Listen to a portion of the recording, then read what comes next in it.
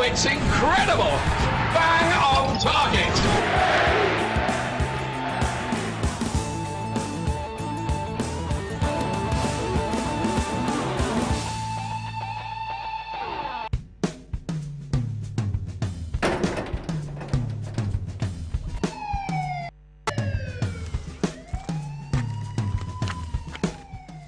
What's wrong? They took all my precious stuff.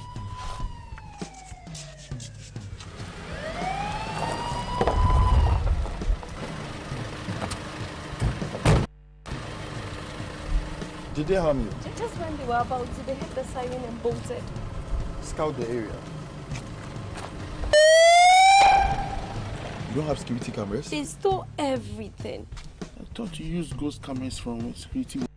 Security warehouse? Yes, you should. They couldn't have gotten away the way they did without either being electrocuted or being caught on a CCTV camera.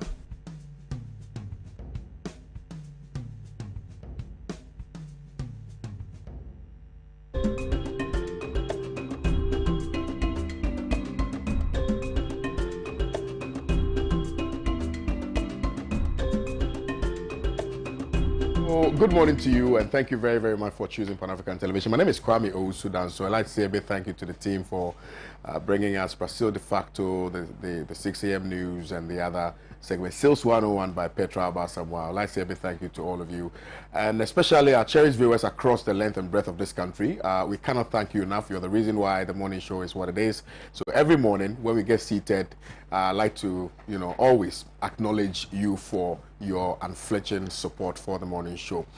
Having said that, it's important to also extend a heartfelt good morning to our viewers in the north, Upper East, Upper West, Tamale, Bono, and all of the other places who are watching us this morning. Thank you very much for choosing Pan-African Television.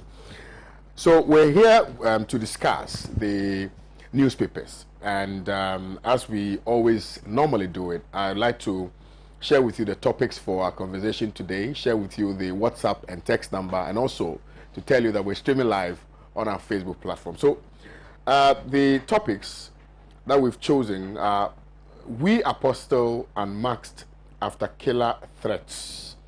Daily Guide covered that story. 24 health workers test positive for COVID-19 in Infantiman. Hey, I was there. We will not accept the result of a flawed election, says President John Dramani, former President John Dramani Mahama. At least 20 people dead after boat sinks off Tunisia's coast. And we're going to start definitely with that particular story before we look at the other issues. Now, even before then, I have been joined in the studios by Mr. Kwesi Pratt Jr. and Honorable Inusa Fuseni. So the African story is on page 5 of the Ghanaian Times newspaper, which says at least 20 people have died after a boat carrying dozens of migrants sank off Tunisia's coast, according to local officials. SFAC's court spokesperson Murad Turki said on Tuesday an investigation has been opened following the shipwreck off the Kekena Islands that killed people from countries in sub-Saharan Africa. He said a total of about 53 people had set out on the boat aiming to reach Italy's coast, adding that a search operation continued for the remaining passengers. Last month, Tunisian authorities said at least 1 migrant drowned and 6 were missing from mother shipwreck. More than 80 were rescued. According to the United Nations Refugee Agency, attempts to reach the Italian coast from Tunisia have jumped by 150% in the first 4 months of the year, compared with the same period in 2019. Now, last year, 86 people died when their boat sank off the coast of Tunisia's southern town. The Tunisian coast has become a common launch point for thousands of migrants, including Tunisians seeking to better life in Europe. It goes on and on and on. Honorable, let me kickstart the conversation with you this morning. Well, my brother, let me say good morning to my dear brother Kwesi Pratt, and your good self, and your cherished viewers. Now, the issue of Africans struggling to get to Europe by using unapproved routes have been with us for a very long time. And then let me backtrack and say migration actually is the oldest human phenomenon. And people move. People move for economic reasons. People move for political reasons. People move for social reasons. People move because of conflict. Everywhere people are on the move. And so even in our country, internal migration is because of economic difficulties, political dislocations, conflict and all those. So people move. Now, these people who move because of political or social upheavals are recognized by the International Institute of Migration as refugees. They are fleeing, they are running away from conflict. They are running away from political upheavals. They are running away because their lives are in danger. And so they are entitled to some sort of refuge. So you have the United Nations establishing a body for refugees to ensure that when these people flee, they are welcomed and settled. The settlement strategy is not all that good. I mean, sometimes you find those fleeing conflicts being settled in areas that are not up to the scratch. Some too are integrated. I mean, some Nordic countries have been able to integrate refugees within their systems. But all over the world, people and nations have agreed that economic refugees should not be welcomed. If you run away from your country, who then develops that country? If you run away from your country because your country is difficult, it's hard to live in, who do you expect to develop that country? And so there is a conscious, deliberate effort by countries all over the world to stop economic migrants from coming into the country. So largely, the West African nationals or the sub-Saharan nationals who trek across the desert, congregate in Tunisia or Libya, and use very porous facilities, exploit the porous Tunisian, Libyan sea coast to try to get to Europe, have exposed their lives to many dangerous activities. Some have climbed onto rafters. Some have overpacked themselves in dinghies. Some have used unseaworthy ferries to try to get into Europe. Indeed, the Mediterranean Sea can simply be a sea of the dead bodies of Africans. Because so many people have lost their lives in just trying to cross the Mediterranean Sea in the Straits of Gibraltar that is even difficult to count. The European Union have also passed laws which make it difficult for countries to receive those refugees. So even NGOs that operate on the Mediterranean Sea, if they intercept an unseaworthy ferry carrying refugees and transfer them onto their boats or vessels, sometimes they find it difficult to get landing sites or areas where they can dock for the rescued refugees to be disembarked.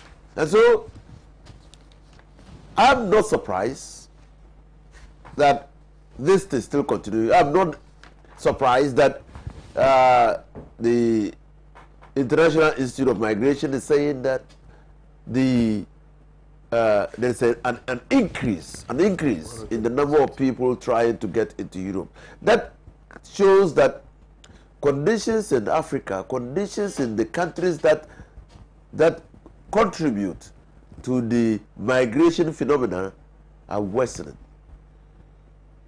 They are worsening. Indeed, some, when they get to Libya, are even exploited in Libya. You heard of a story of people being turned into slaves. In fact, some are even traded in Libya. They are traded in Libya. Then you have the issue of even women, ladies, who are trafficked for the purposes of exploiting them in Europe. So let's look at the supply side. The African countries, our governments have a responsibility to ensure that they put in place policies that will engender prosperity in our countries. They need to put in policies that will create employment for the people who are walking about the streets and who cannot get any job to do. Nothing is more debilitating, nothing is more challenging than completing school and just sitting at home and not finding any job to do. True. Because they don't find jobs to do and they feel that they have a right to be useful and contributing citizens of their various communities and the country, they are driven to try their luck elsewhere. And sometimes, like I heard one such rescued person say, sometimes staying at home is as tedious as embarking on that journey. Meaning, if you stay at home, you die of hunger. If you embark on that journey, you risk dying on the Mediterranean Sea. They have come to the conclusion, many of them have come to the conclusion that all die, Be die. we die. If I stay at home, I die. If I try my luck on the Mediterranean, I die. But if I try my luck on the Mediterranean and I don't die, there is a remote possibility that I might get greener pastures at the other side of the Mediterranean.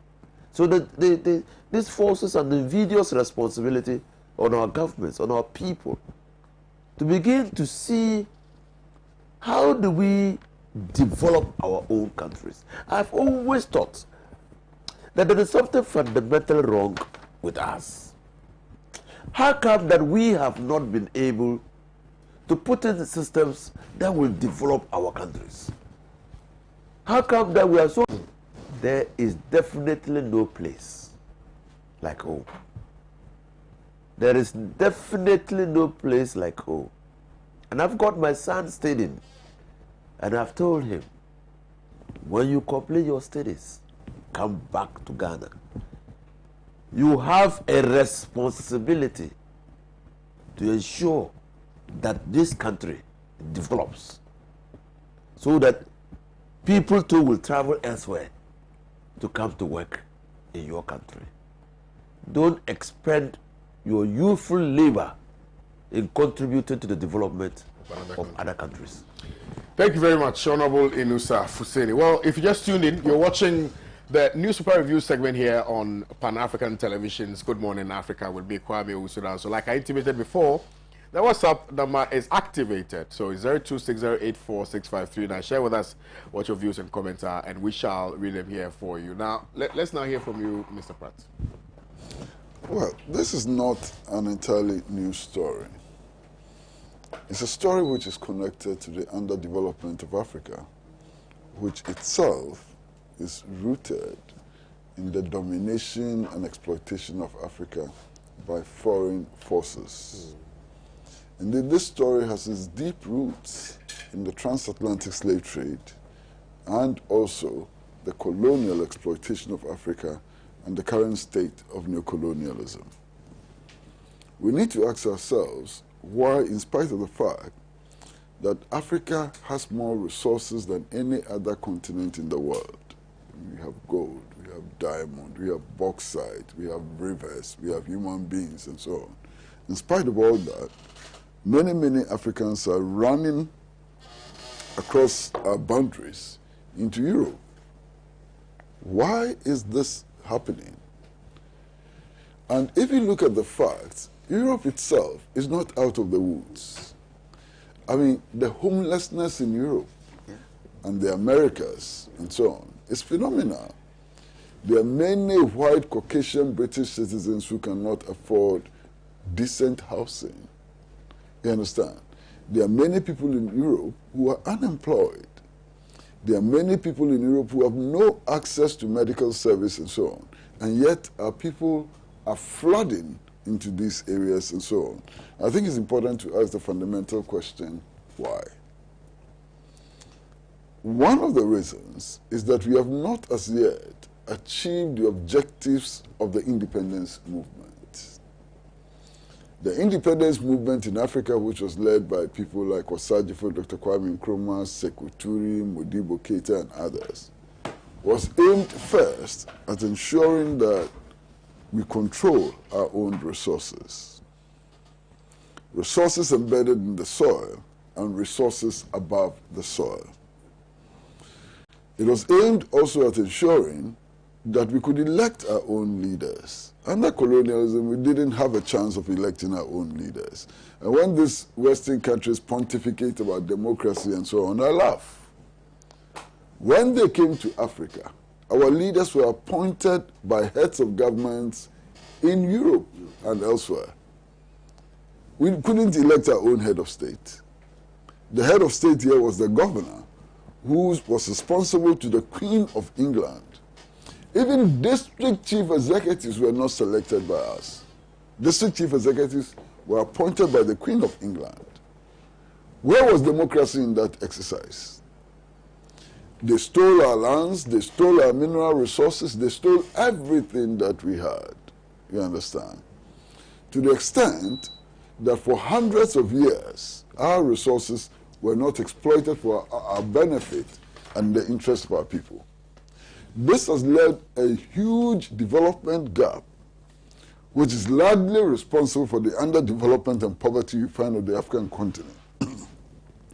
And this underdevelopment and poverty, which is driving our people to such desperation as to cross, the seas into Europe and so on. I think it's important also to pay some attention to the transatlantic slave trade. The people who were captured as beasts of burden to build the United States of America and other places were not the weakest. They didn't want the weakest. They wanted the strongest Africans, the young people. They wanted the intellectuals, the architects. Those with skills were those who were taken out of our country. And even if you look at the conservative estimates of 40 million people, that impact, we cannot overcome that impact only after 60 years of independence. So we are still grappling with that factor. But for me, the most important thing is not even our history. It's the fact that current African leaders are not doing anything to reverse the wrongs of the past. For me, the worry is that today, a country like Ghana, which is endowed with enormous gold resources and so on, gets only 2% of the value of gold that we export out of this country. That, for me, is a calamity. That, for me, is the reason why Africa is where it is today. For me, the fact that today, Ghana has only 13.5% stake in our oil and gas is responsible for this state of underdevelopment and desperation. The fact that African governments can sign the so-called economic partnership agreement with the European Union, which clearly is inimical to the development of African people, is my worry. The fact that African governments have become beholden, to the European powers who are responsible for our colonialism, is for me the problem. How can anybody explain how in 2020 so-called French-speaking African countries are keeping their foreign reserves in the Central Bank of France? How can anybody explain to me how African countries are borrowing their own money? They are borrowing their own money and paying interest to France. How can anybody tell me that this is a sensible way of developing Africa? You understand? And our leaders are full of slogan mongering. When you hear the slogans they bandy about, they shout about it, so you think we are about to take off. It's all empty slogans. Empty. We need to take concrete action. The way to consolidate African independence, the way to mobilize African resources for the development of the African people is through unity. The building of a continental government under a system of government which frowns on exploitation, under a system of government which insists on collective self-reliance of the African people. That's what we are not doing. And that's why we're here. 20 people in just one incident, 20 Africans dead. Of course, the other dimension we have to look at is the deliberate effort of Western powers to destabilize Africa. Their adventure in Libya has ruined Libya completely. They were talking about the dictatorship of Gaddafi and made all kinds of allegations against Gaddafi and so on. Gaddafi's Libya is 1,000,000 times better than the Libya that the West has created today. Look at the level of insecurity. Look at the state of civil war. Look at the stealing of Libya's oil resources and so on. So they deliberately create this instability so that they can control us, control our resources, and drive us to desperation. And I want to see the emergence of another Nkrumah in Africa. I want to see the emergence of another Sekuturi and Modibo Keita in Africa. Because without that, we will continue to be where we are. Without that, our people will continue to suffer desperation and depression. Without that, our resources will be taken for a song. So we need to reorganize our societies. We need to focus attention on what our founding fathers put down in black and white at the end of the 5th Pan-African Congress in Manchester in 1945. When our founding fathers told us that Africa must be free, that Africa can change, that we, the African people, are the forces which can change Africa, and that we need to do that under the banner of continental unity and socialism. That's the only way forward. We are beating about the bush. Look at the suffering in our countries. You understand? Look at the suffering in our countries. Not too long ago, African leaders decided that our continent should be free from all foreign military installations. Today, African countries are jumping over each other to allow the establishment of foreign military bases. And what shocks me is that Kwame Nkrumah's Ghana has a U.S. military base stationed here. Why would our people not become desperate? In the 1960s, when the French tested an atomic bomb on the Sahara Desert, Ghana led that protest. Ghana first detected it, and Ghana led that protest against the explosion of an atomic bomb on the Sahara. And our position then as Africans was that Africa would never become the testing grounds of weapons of mass destruction.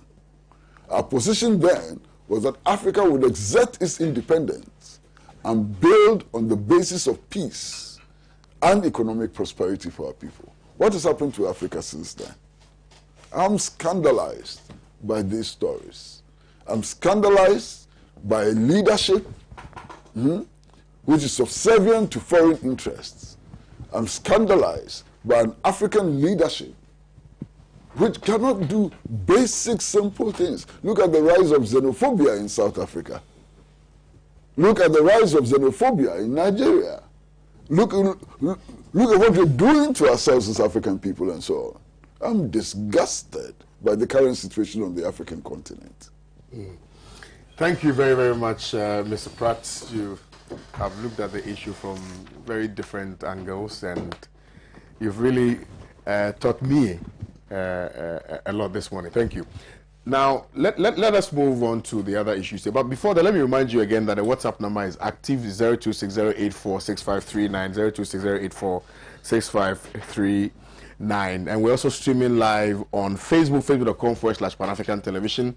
So you can share with us what your thoughts are, and I will be glad to read them here for you. Let's now come back home and discuss this rather very interesting and disturbing story at the same time. We Apostle unmasked after killer threats.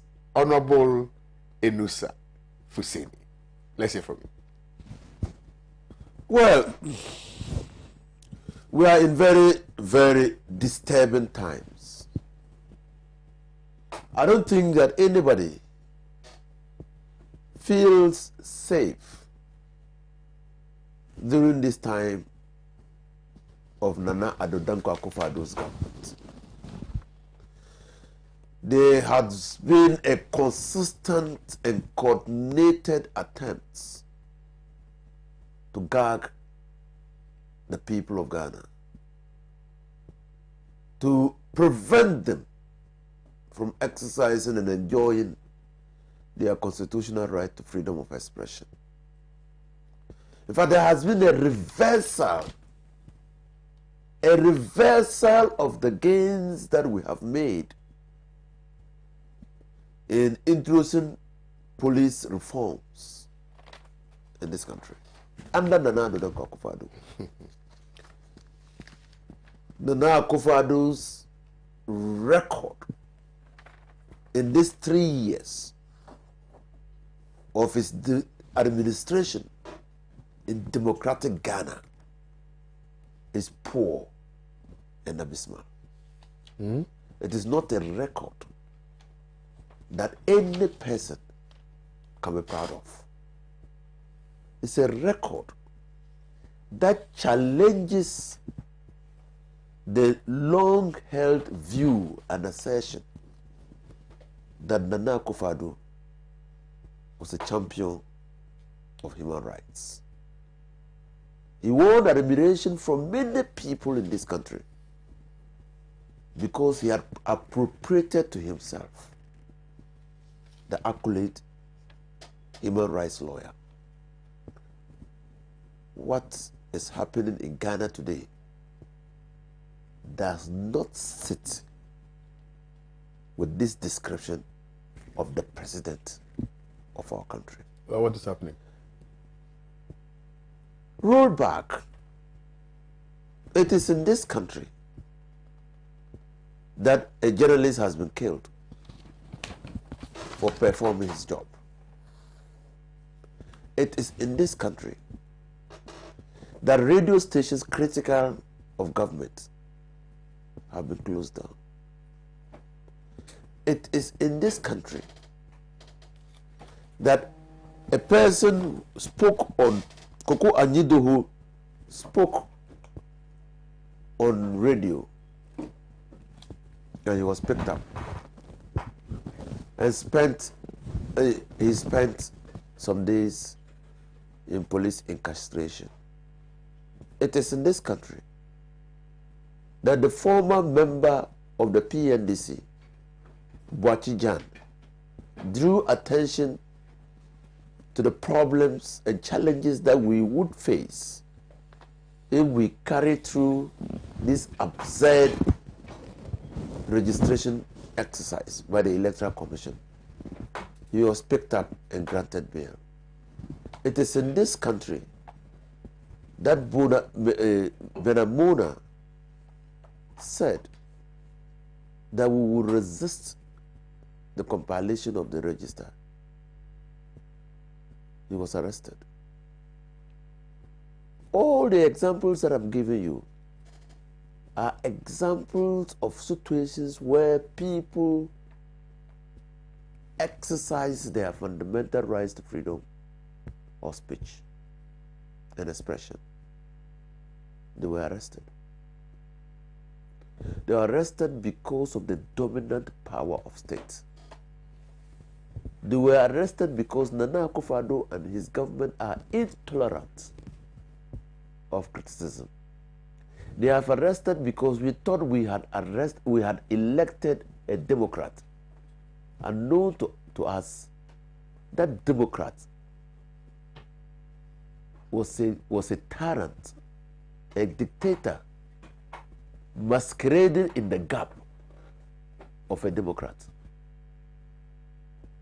In fact, Michelle Obama says that power does not change a person. Power manifests what a person is. It reveals the person. Today, what have you seen? And I had, you remember the BNI, National Security, and the journalists and the publication, the social media publication, you remember? Yep. That the BNI went, arrested, destroyed gadgets of the persons who were putting content on social media on the grounds that they had said something about the Minister for National Security. You recall? Yeah, I do. What has happened on the case? Brute exercise of power with impunity. Nothing happens. I was very appalled. In fact, I was devastated when I saw the video of Apostle Amponsa, or what's his name?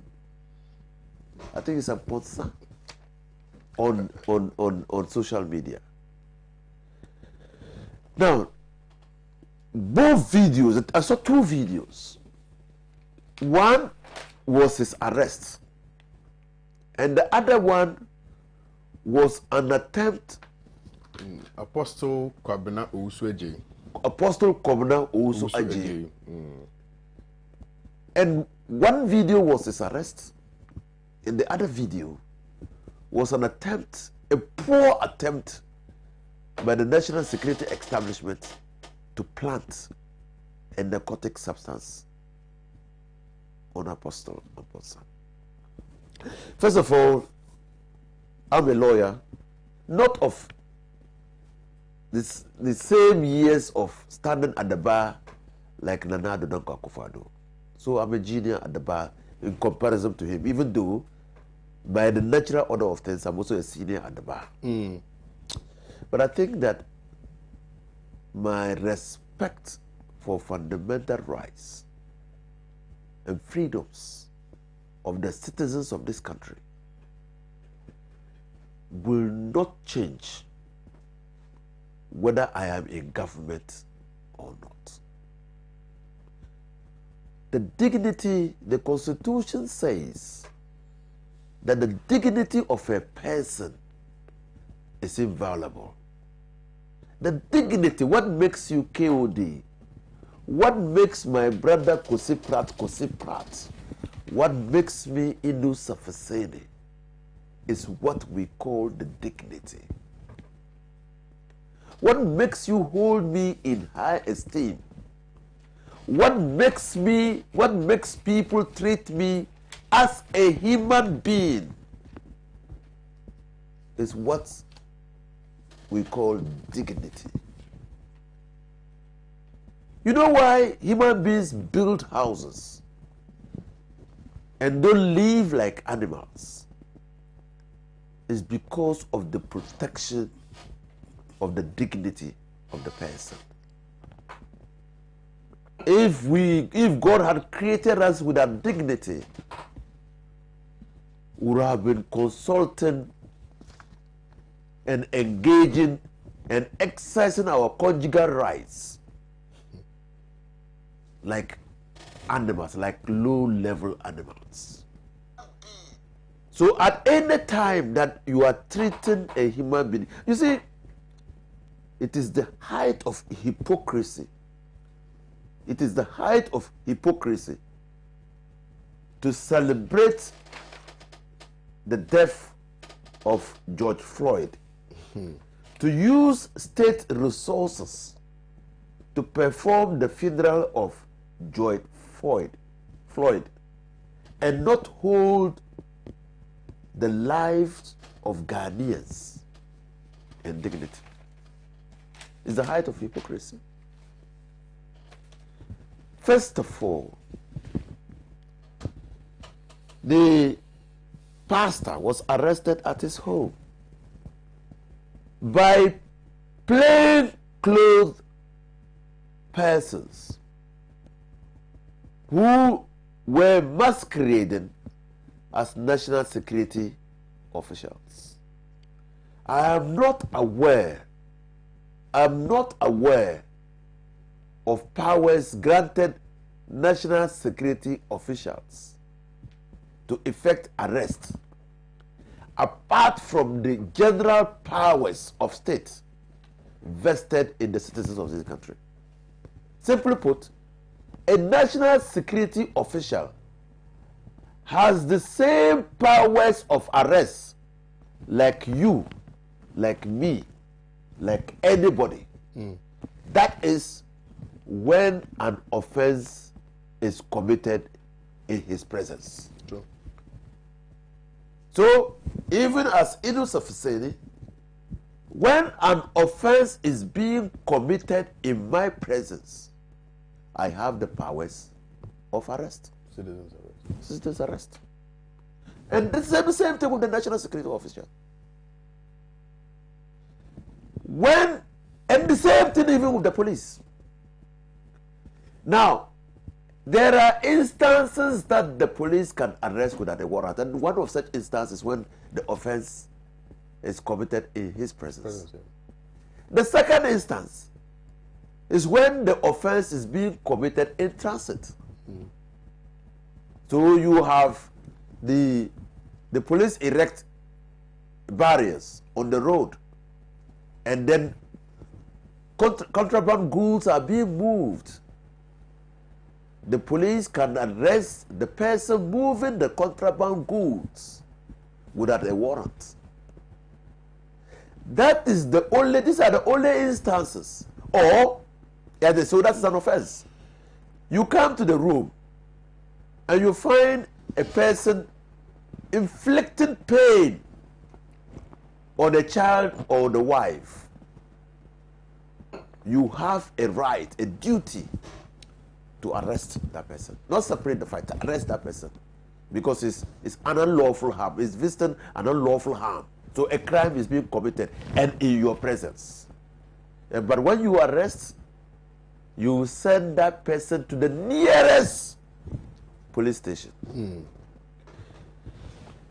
If the police have to arrest outside the instances where they can arrest without a warrant, they must arrest with a warrant. A court, because you see, an arrest is denying the person the fundamental right to freedom of what? Movement. Yeah. So you are going to overreach his rights. So you need a warrant. And when that warrant is issued and you go to effect the arrest, that is what we call the Miranda rights. Yeah. You have to inform the person in the language that he understands. And his right to a lawyer of his own choice. A person arrested, restricted, or detained has to be informed in the language that he understands. Yeah, rules of national of the reasons of it for his arrest and the right. It's a constitution. It's a constitutional right. I think Article 17 or so of the Constitution. That's what the Constitution tells you. What did we see in the video? Under the regime of Nana Addo Dankwa Akufo-Addo, in fact, I'm appalled. I'm appalled. This is a banana republic. And so you will see again, you see, when a commission of inquiry says that the national security establishment has no existence under the laws of this country and so should be disbanded, they had good reason to say that. Because we saw at Owusu West Wuogon, a national security official slapped a member of parliament, and members or supporters of the MPP were justifying the slap. You see what has happened? Somebody sits in his church, never mind the content. I mean, for content, we can have our own views about what he said, whether what he said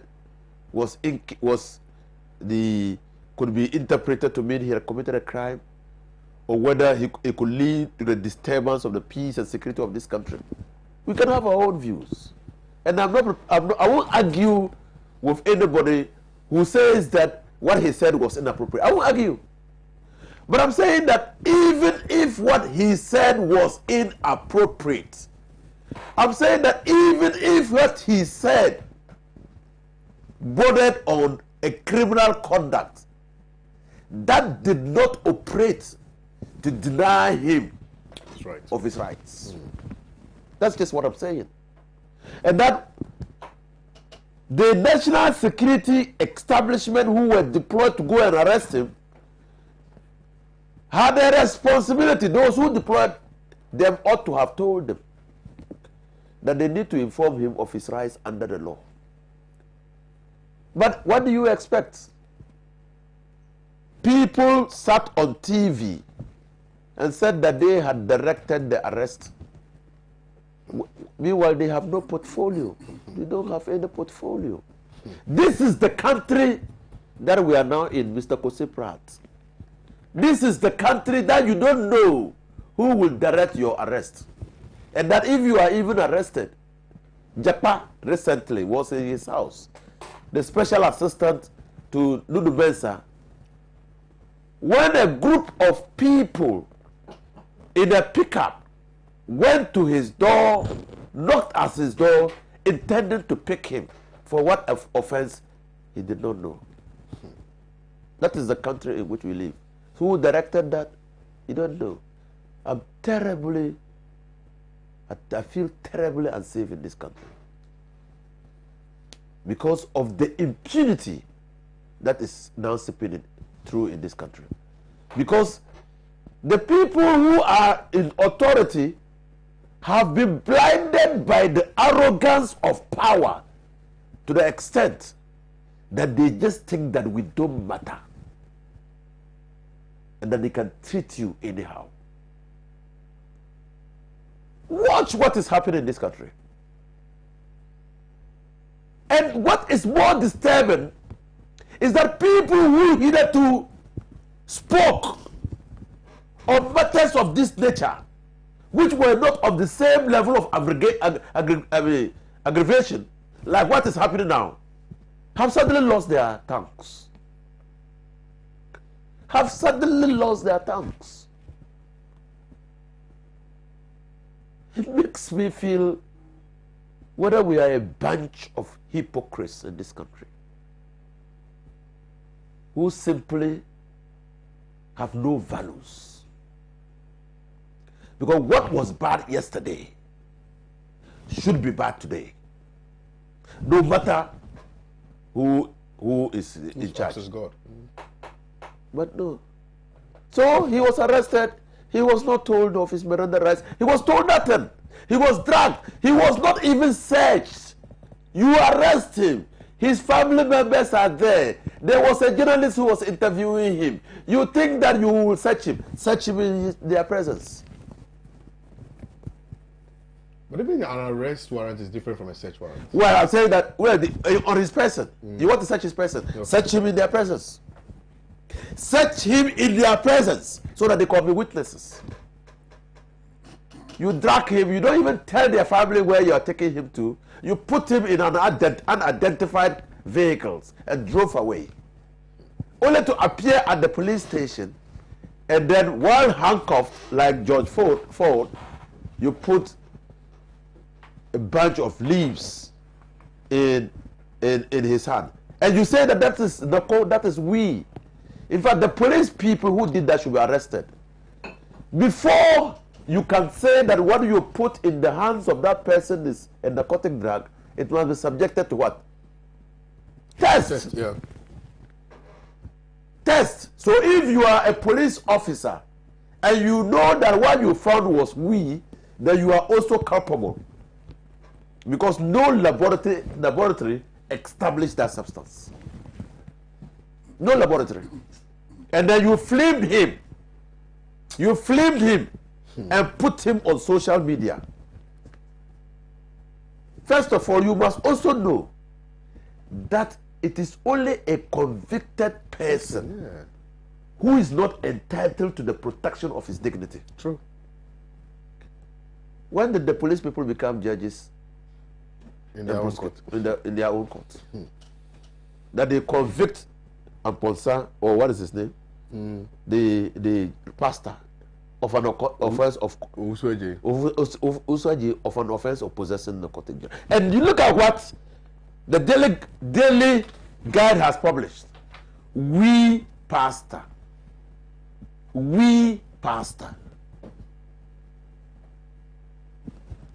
National paper.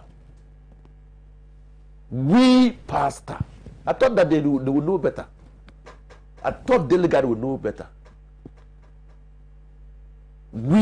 So Daily Guide without a medical report, a laboratory report establishing that the substance that was being held by the pastor was a narcotic drug, has concluded that we apostles are marked after killing threats. We pastor. You see how why I am disturbed. You see why I feel unsafe. You see why I have been consumed by fear under Nana Akufo-Addo. Because they can do anything against anybody with impunity and get away with it. That is the Ghana in which we are. Thank you, Honorable Inusa Fuseni, humbled by that presentation. Let's now hear from Mr. Kwesi Pratt.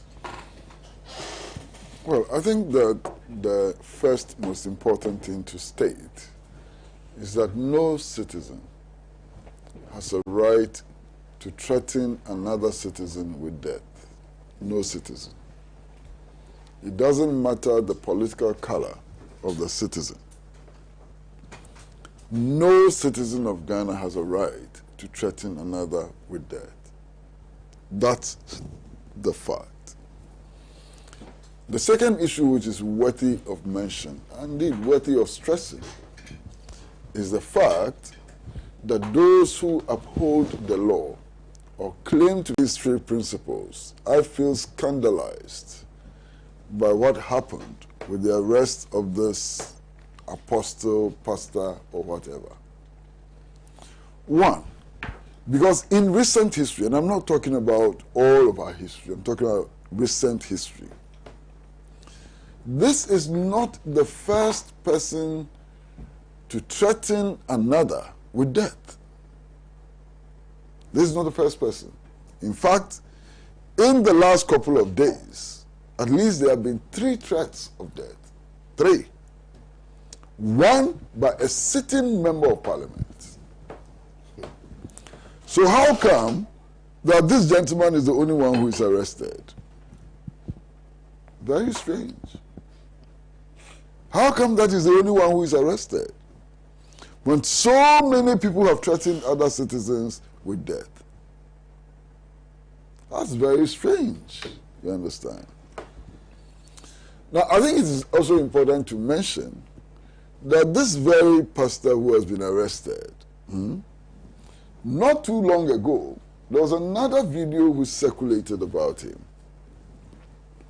when he took what appeared to be wine, a bottle of wine, to the statue of former President Edward Akufo-Addo, and actually poured libation, insisting that those who are opposed to the president should die in the manner in which he broke the bottle of wine. Yeah. He was not arrested then. He was not arrested then. There was no problem. Now, we are told that he was also spreading falsehood.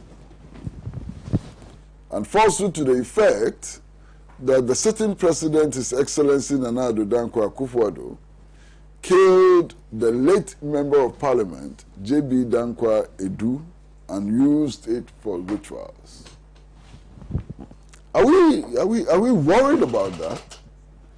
And if we're worried about that, what about officers of the ruling party who also, without a shred of evidence, have gone on to accuse former President John Dramani Mahama of killing President John Evans Atta Mills? What's the difference? Now, when a member, not a member, a senior official of the ruling government accuses former President John Dramani Mahama of killing late President John Evans Atta Mills, their newspapers splash it on their front page, and he is treated like a hero. But when this apostle or pastor claims that the sitting president has killed a member of parliament, he's arrested.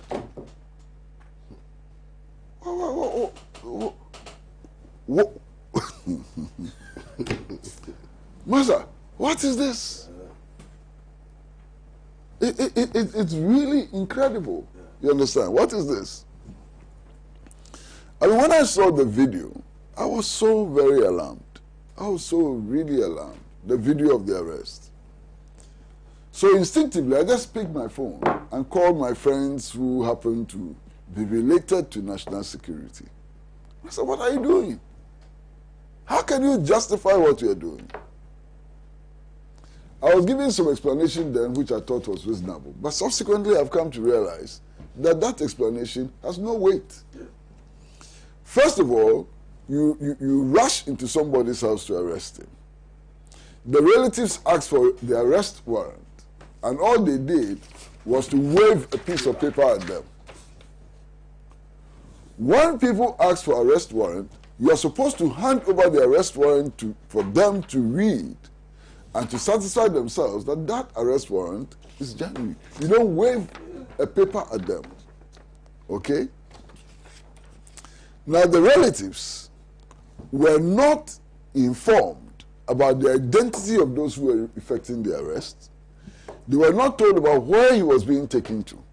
So you hear on the video them saying that, look, take the car numbers and so on, and so on. The relatives were thrown into panic. The relatives have not committed any crime. The relatives have not published any video. They are innocent people who should not be traumatized. You understand? But they were traumatized by this arrest. Now, why would they not be traumatized by this arrest? We are living in a country in which assassinations are taking place. We are living in a country in which politicians are so reckless that they are threatening people with death and so on. We are living in a country in which a journalist has been shot and killed and so on. So, naturally, relatives, associates and so on will feel apprehensive, they will feel traumatized when arrests are effected in this manner. You understand? The guy is arrested, he's put in this car, and they drive off and so on. Then we see him in a video in handcuffs. Okay? Then an operative carries some paper, looks like cement paper, with some leaves which appear to be dry, and place it in his hands and say that this was taken from your pocket. Yeah. And we are supposed to believe this cock and bull story. You understand? Where is the guarantee that it is not the security operatives who took the marijuana in his hands? Because all that the video shows us is security operatives carrying something that looks like dried leaves in a paper that looks like cement paper, and they placing it in the hands of the suspect. I mean, what level of incompetence and crass stupidity can be this?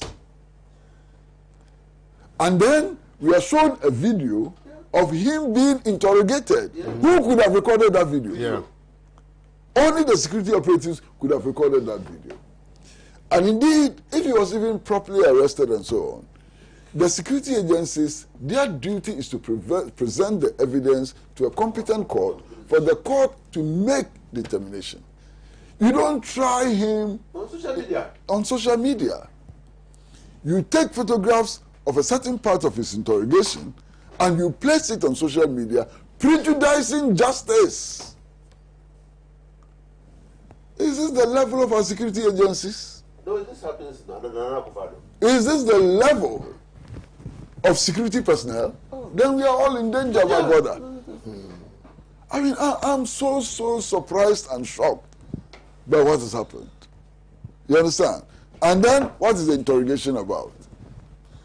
In that interrogation which was put on social media, I didn't hear anything about the threat to the Electoral Commissioner or the chairperson of the Electoral Commission. It was about whether he was married or not and how he became a pastor. Is that the reason why he was arrested?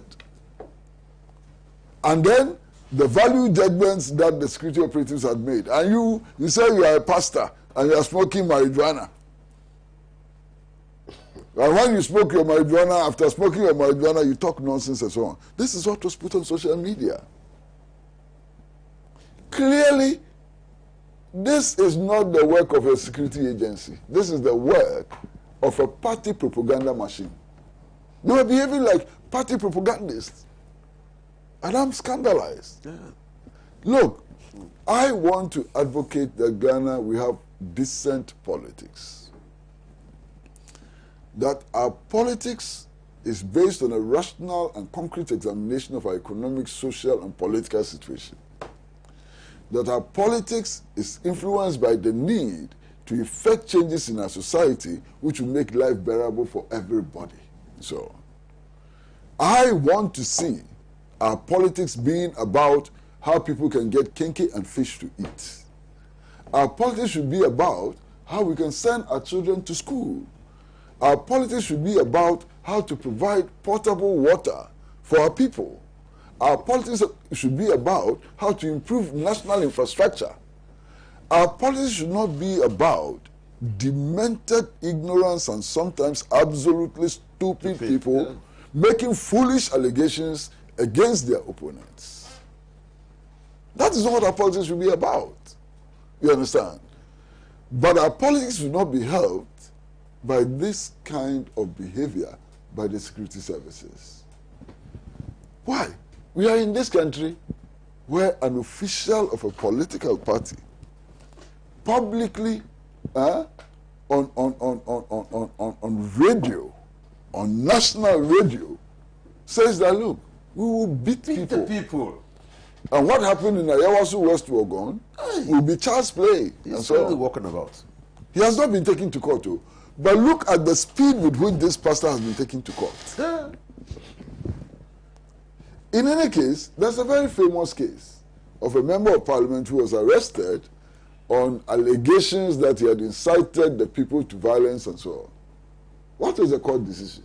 He had no capacity. The court decision was that he had no capacity to do what? To attrite the threats that he made and so on. Where is the capacity of this pastor? Where is the capacity of this pastor? So, look, I mean, I think we should be careful. Where we are going, we should be extremely careful. We are treading on very dangerous grounds. When people commit offense, they must be arrested. Nobody should threaten any other person. The law must deal with people who threaten to take the lives of other people and so on. But the law ought to be fair. And one of the only ways of ensuring that the law is fair is to ensure that all of us are treated equally. Finish. And you know, there's another phenomenon that I'm getting increasingly worried about these days. Activists of the ruling party and leaders of the ruling party, they go and sit on radio and sit on television. And they say that, look, so-and-so should be arrested. And then the police dutifully arrest the person. They go and sit on television or radio and say, look, tomorrow morning, national security is going to arrest this one. And it happens. Yes. Why? Is national security now being run from the headquarters of the New Patriotic Party? No, from TV stations. I mean, how come? Why are party officials being... That's the impunity. You know, look, what is happening is really dangerous. frightening. I am really frightened by what is happening. Dangerous. And I'm hoping, I'm just hoping that our courts will be courageous enough to stand up and point to these infractions and punish these infractions. I am hoping that our courts will be able to stand up and tell the executive that we've had enough of this bungling. Our courts should do that. Our courts should uphold the rights of citizens. And when we say that the courts should uphold the rights of citizens, it must include the rights of suspects. Yes. Suspects are also citizens. Suspects are citizens entitled to the same rights as every and any other citizen. And this is a principle that our courts must uphold. Oh, thank you. Well, it's precisely this case that I think Nyaho Tamaklo also issued a statement. I don't know if you've read that statement. Brilliant piece. Where he describes the administration of the Akufo-Addo as autocratic and a dictatorship. Yeah. And he lists a few things that, gave him the description that I think it's an. I'll send it to you. And it's a very interesting piece that I think you should read. Okay, right. So let's proceed and look at the other issues here, and one of such is the bold statement emanating from the quarters of former President John Dramani Mahama, and I think that Honorable Ines Afuseni should again start with us on this particular one. Let's hear from you, sir. Well, I listened to John Dramani Mahama, my boss, the flag bearer, my brother, and I thought that it wasn't even bold enough. I thought it wasn't bold enough. You see, John Dramani Mahama is our flag bearer of the National Democratic Congress. If you are going by the 2016 results, he represents more than 4 million people. 4 million people of this country or more have reposed their confidence and trust in him. 4 million people are waiting for him to lead them to meet their reasonable and legitimate expectations to hold this government accountable. I wanted him to look directly in the eyes of Nana Akufo-Addo and tell him that what he is doing won't wash. It won't wash. Because, and I am saying that knowing full well that nobody has ever been given rights. You have to do what? You have to fight for those rights. You don't give, nobody gives you rights. But I'm prepared to go with my brother, my boss, John Dramani Mahama, that what he has said actually sends also the message. It sends message. But I only wish that there will be more fire. How would you have couched it?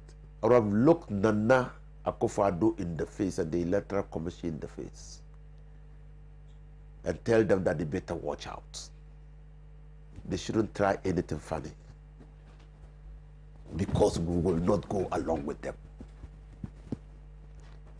We will not. Because this country belongs to all of us. This is Ghana, within the territorial confines of a country called Ghana. The country doesn't belong to one set of people. And we know, as a matter of fact, that all the scheming, the shenanigans, the electoral commission and the appointment and the mode of appointment, the NIA and the appointment, the mode of appointment, the CI, and everything that has got to do with the election of Nana Akufo-Addo has been scripted. It's scripted. And NIA, Electoral Commission, even majority in Parliament are acting according to the script. Why? In private conversations with members of Parliament on the majority side, Massa, they tell us that they also don't understand.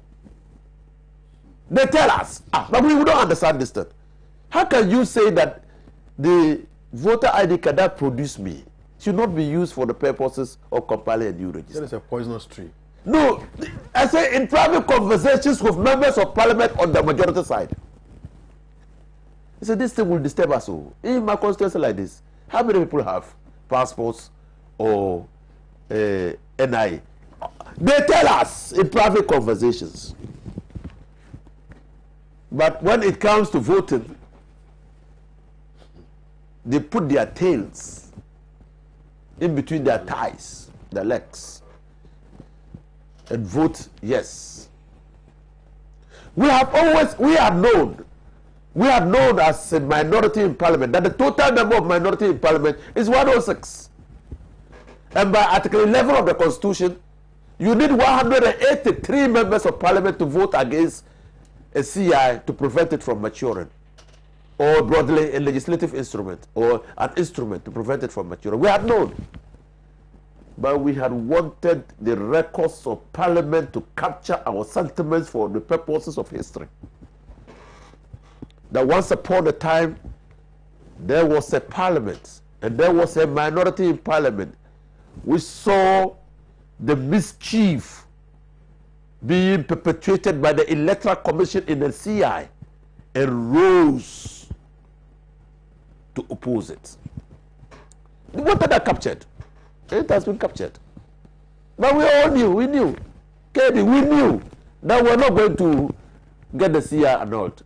Because the 106, assuming all the 106 of us were present in Parliament, we would have needed 77 members of MPP to join us to get 183. That would have been, in the words of Kelvin Taylor, Jesus Christ going to Angonoga to befriend an Angonoga girl. It would have been impossible. Impossible. So we knew. But for the purposes of history, we wanted that captured. You see, today, every day we are hearing people say, and just 2 days ago, over 100 lecturers from the various universities signed a petition to say that, look, Electoral Commission, watch it. Yeah. Never in the history of this country, especially the Fourth Republic, that a register is being compiled for the purposes of elections 6 months to the elections. Never. In fact, the compilation, according to the timetable of the Electoral Commission, will start 5 months. 5 months to the election. Never. We are not talking about compiling, verifying, and certifying the register for the purposes of elections. So we are not talking about that. We are not talking about the register being ready for members or stakeholders to have copies to verify. We are not even talking about that. We are just talking about putting in place the fundamental requirement for a free, fair election, that you must have a register of voters who are entitled to vote in the 2020 elections. And we see the long arm of the MPP administration manipulating the Electoral Commission and the NIA like puppets on a string, being pulled to behave exactly the way the master wants them to behave. And that is why John Dramani Mahama is sounding the warning that we will not accept it. Well, we will resist anybody in the NDC who will accept flawed elections. The elections must be a manifestation of the express wishes of the people of this country, captured in votes freely cast by the people of Ghana, entitled to vote in that election in accordance with Article 42 of the Constitution. That is the only election results that we will accept. Meaning, all citizens of Ghana of 18 years of age and of sound mind must vote if they want to vote in the election. That is the only results we will accept. I won't accept it if you go to my constituency and decide that you will put polling agents at my station, and all those who have no NIA cards or passports would be challenged, and make it difficult for their names to be on the electoral roll for the purposes of 2020 election. Because, they throw Abu Ramadan at our face. Abu Ramadan, has he ever contested election? No. Does he know what goes into election? Does he know that the polling station, the 1,000 people who vote in the polling station in most constituencies are known to each other? Does he know that? If you have contested elections before, you know that that polling station where the people come to register, all the people there, especially where we are come from, they know each other. In my polling station is Tishugu Central Box, ADB. And that police station was a temporary police station, is now a permanent police station. Those who cast their votes there and those who registered there are either my brothers, my cousins, my uncles, my aunties, neighbors, tenants. I know everybody. But not everybody in that police station has an NIA card or a passport. And hey, Master, are you a Ghanaian? Why is it that when you go to register, you have to prove that you are a Ghanaian? Why? Are you a Ghanaian? Why you don't need to answer. You have to say that that's a stupid question. Because the Constitution presumes you to be a Ghanaian. The Constitution presumes you to be a Ghanaian. Well, what is the NDC going to do now? We know that now the CIA. And then there's not telling me that I'm going to register. I'm not a Ghanaian until I prove that I'm a Ghanaian. What crap is that? Can only happen under Nana Akufo-Addo. And this is their thinking, oh. This is their thinking, that's all. That's their thinking. So you go to my house, all the people, my fathers and mothers and brothers and aunties are not Ghanaians, so until they have a national ID card or they have a passport. If they don't, those who have them, when they register, then they now come and vouch for that they are Ghanaians so they can be on the register. What kind of law is this? And you don't see, and when we are talking, people don't see that this is an orchestrated attempt to get some people off the register. Don't see it. Hey, my grandfather bought his dog. John Wulana, he was called, from Yohane, and you know Yohane very well. He was the chief of Yohane, my grandfather, direct grandfather. He bought his dog and named the dog Ndagbani. Tizabio like we. Yenina Yatia. We are all here. We'll see what will happen. We'll see what will happen. Oh, no, well, thank you. Mr. Pratt, please. Well, what former President John Mahama said has two legs. One, that as citizens of Ghana, all of us, irrespective of our party affiliation, have a responsibility to contribute to maintaining the peace and stability of the country. That's one leg. The second leg is that we should not allow anybody to abuse the Constitution and trample on the laws of Ghana when it comes to elections. And therefore, if elections are flawed, we should not accept it. Who can disagree with these two positions? I'm just wondering who on earth or in the universe can disagree with these positions. These are truths. You can't disagree with them. You understand? Now, there's a lot of controversy about this attempt to compile a new voters register. There are all kinds of arguments which have been raised and so on. Today I want to be very short and very simple.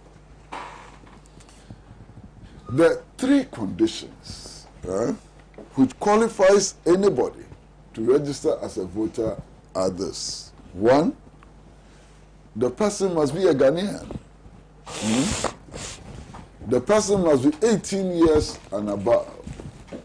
And the person must be of sound mind. Three conditions.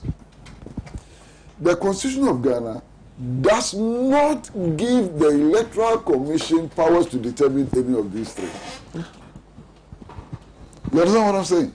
The Constitution of Ghana, the laws of Ghana, does not give the Electoral Commission the power to decide who is a Ghanaian. The Electoral Commission does not have the power to decide who is 18 years and above.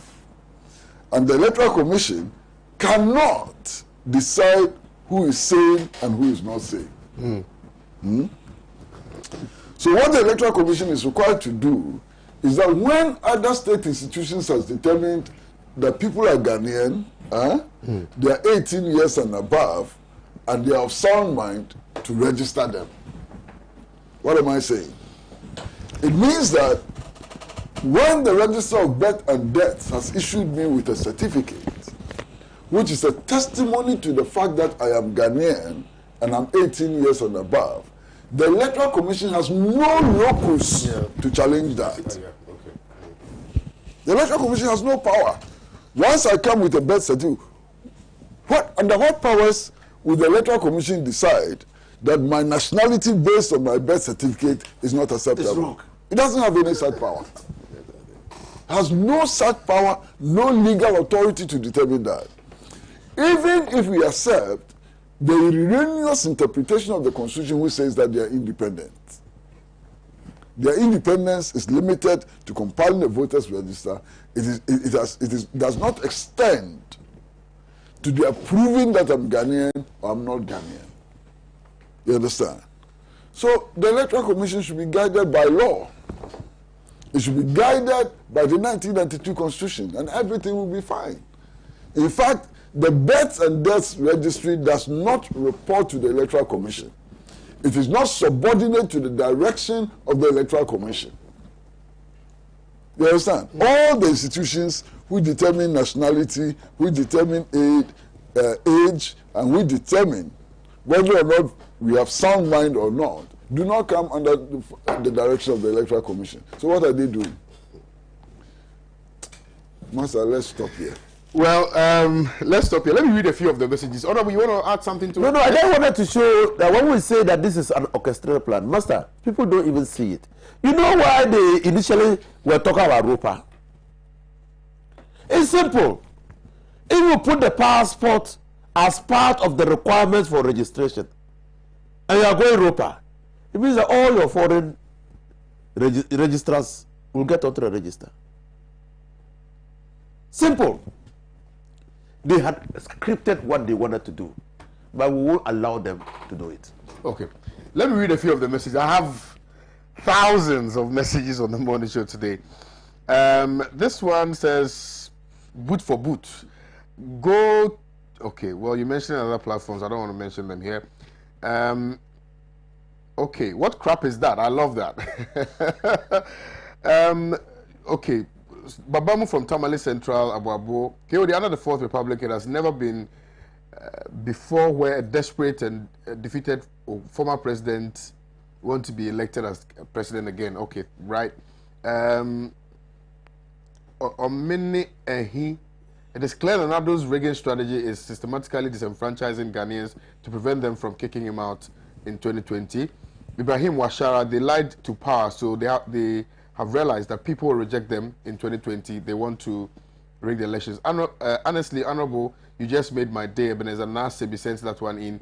Nimanche Lagaden. It's only in Ghana and then the MPP that Nado and Baumia EC will disagree with the hard truth. Okay, well, so messages, a lot of them here. Let me also read a few of them here. Good morning to you, Kwame and Uncle Chrissy, especially also good morning to Honorable Linus of Kwame. We, the food soldiers in NDC, associate ourselves with what His Excellency John Dramani Mahama said. We will resist anybody who wants to disenfranchise us from voting because I don't have a Ghana card and a passport. AM Gufran from Damango sent in this one.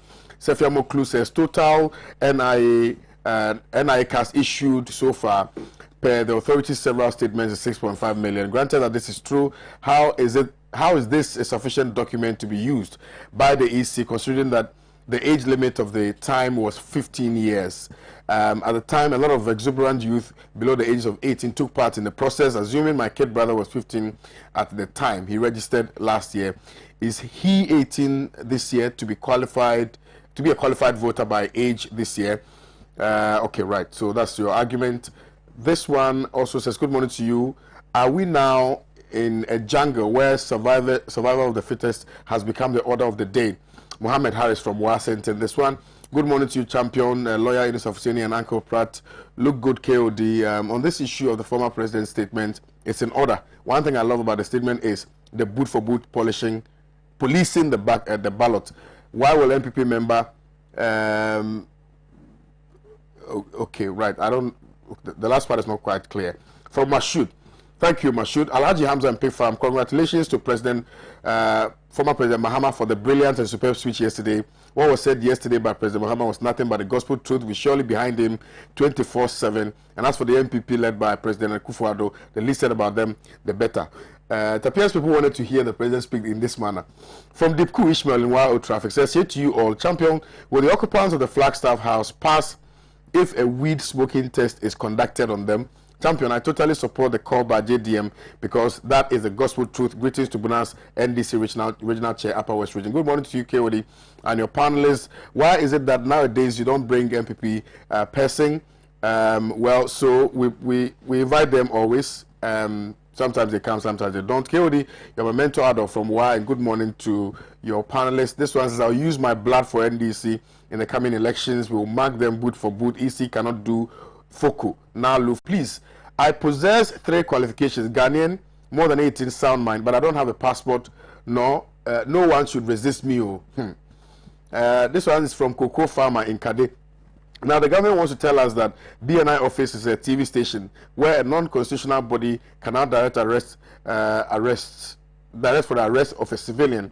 Though what the pastor said is an affront to the peace of this country, however, it's clear that Ghana has turned into a banana republic. Okay, thank you very much for a message. It's quite an account reader of them. Kwame, the EC said the birth certificate cannot serve as a proof of nationality.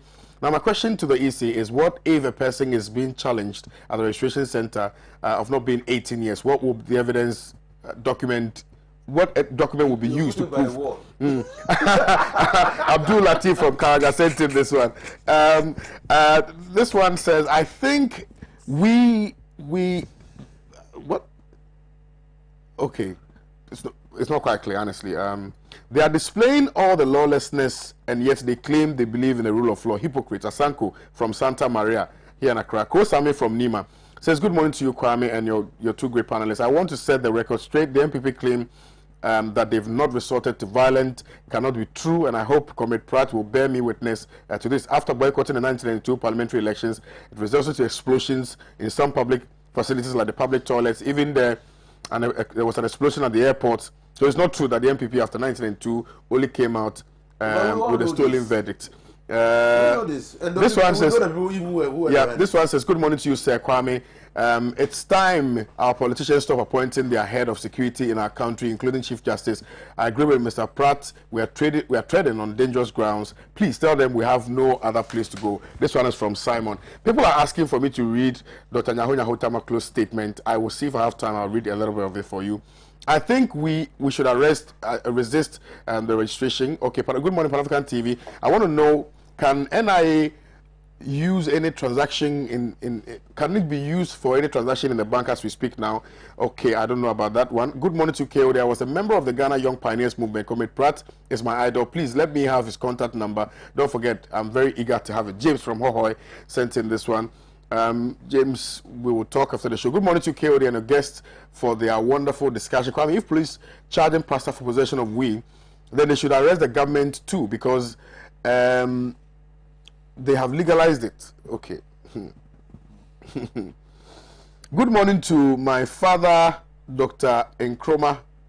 Good morning. Okay, my father, Dr. Nkrumah, once told us that the day you allow lawyers to occupy your parliament, that's the end of this country. Honorable Nisa Fuseni would vehemently disagree with you on that. Okay, we are making noise, shouting democracy, democracy, democracy. Please stop calling the WhatsApp number, otherwise I cannot read your messages. Continue to say what? Yet we are indirectly, okay, right. You can't stop calling the WhatsApp number. Let me just read Dr. Nyaho Tamaklo's statement that he put out, I think, 2 days ago.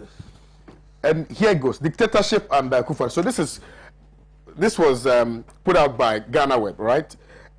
Dated Wednesday, the 10th of June, 2020. A founding member of the governing New Patriotic Party, Dr. Nyaho Tamaklo, has berated the Akufo-Addo administration of what he calls the autocratic and dictatorship seen under his regime. In a statement titled "Troubling Times in Ghana," in which he chronicled worrying incidents that happened under President Nana Addo Dankwa Akufo-Addo, Dr. Nyaho Tamaklo said, "There is no doubt that there is political tension in the country," adding, "Autocracy and dictatorship appear to be rearing their heads in our body politic." He noted, as a founding member of the New Patriotic Party, a party whose philosophy is underpinned by democratic principles, I'm deeply worried about what is happening in our country today. The true character of the president as a human rights lawyer must be brought to the fore to address these negative issues that continue to haunt the good conscience of the people of Ghana. If care is not taken, a chaotic situation with attendant anarchy can occur. And I think that Ghana Web actually just, but it's a very long and elaborate speech that highlighted some of the Nanka Bruce's beating at the seat of government and a few other things, Bosgate and things like that. Okie dokie. So our time is up. Honorable, thank you very much. Mr. Pratt, thank you very much. Thank you to the viewers for your time today. My name is Kwame Owusu, Danso. I'll see you guys tomorrow. Tomorrow is Friday. We're going to have a wonderful time with ABA Fuseni, Bernard Mona, and Sabo. It's going to be an absolutely beautiful show tomorrow. Stick and stay. Keep watching Pan-African television, because here is where we serve you nothing but the best. I'll see you guys tomorrow. Have a beautiful day. And good morning to my JHS teacher. Well, GSA, yes. Mr. Odro, you are watching me this morning. And you sent in a message. Let me see if I can read it. You said, "Here the Mr. Pratt has spoken well. That is Ghana for you under Akufo-Addo," from Mr. Odro in Koforidua. So good morning to you, sir. I'll see you guys tomorrow. Have a nice day. Thanks a lot. Salute. Stay safe.